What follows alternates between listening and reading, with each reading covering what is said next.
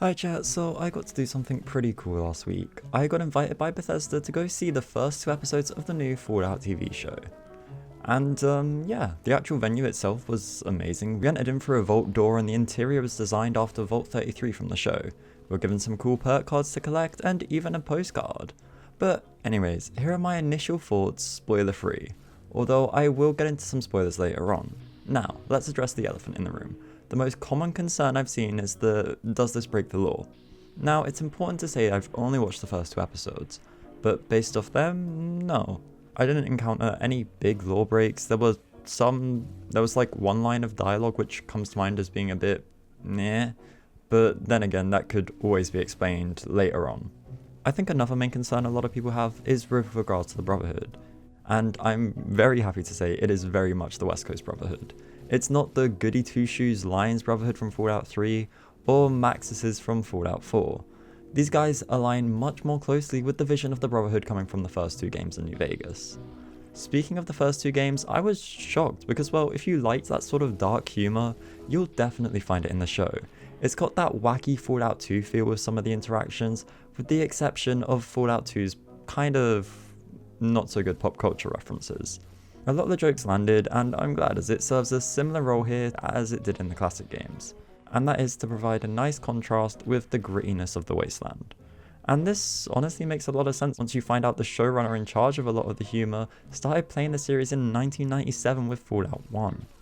As for the wasteland itself, it does take place in LA as you probably already knew, and a lot of the set design, props, and even small things down to the sound effects used in the show were incredibly accurate, sometimes even one-to-one to the more recent games.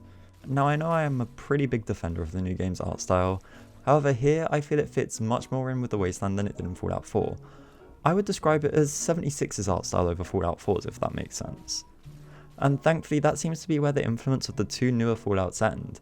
It's got that over-the-top gore of the classic and Gamebryo games, which I wasn't really expecting, and overall I was really happy with what I saw. As a fan, I went in with a lot of hesitation, very weary, and I was incredibly pleased with what I saw.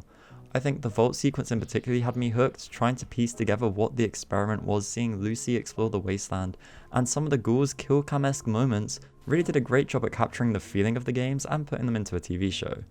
But not just that, they also showed stuff that you can't see in the games, such as the dynamic between some of the Brotherhood of Steel ranks, the way Wastelanders interact, and all of this left me wanting to watch more. It's got the gory, gritty yet comedic Wasteland feel that the franchise is known for.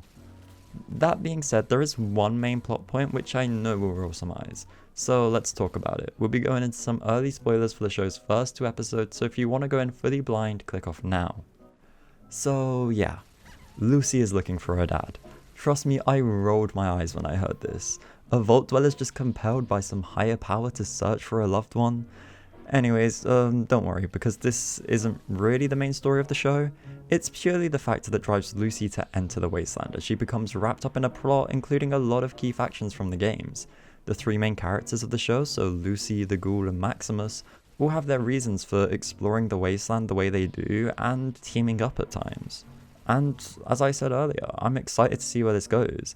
As per the own actors' words, none of the characters in the show are just a blanket good character. Each is adapted to the wasteland, and you can see this in the violence of the Ghoul or in the selfishness of Maximus.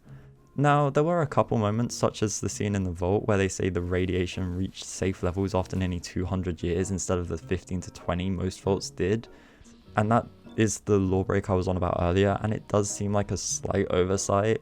And similarly, the Ghoul's introduction was, well, I mean, he's just sort of chilling in a coffin, but I'm hoping that's something that gets explained later on, which it very much could be.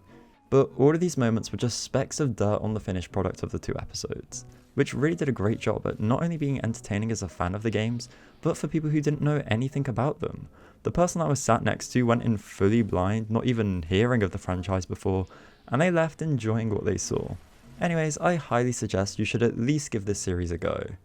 And yeah, it comes out on Amazon Prime on the 11th, I think. Or it might be the 10th. I think they moved the date back to the 10th, but I'll have to double check. Anyways, thank you to the channel members, and I hope you have a good day.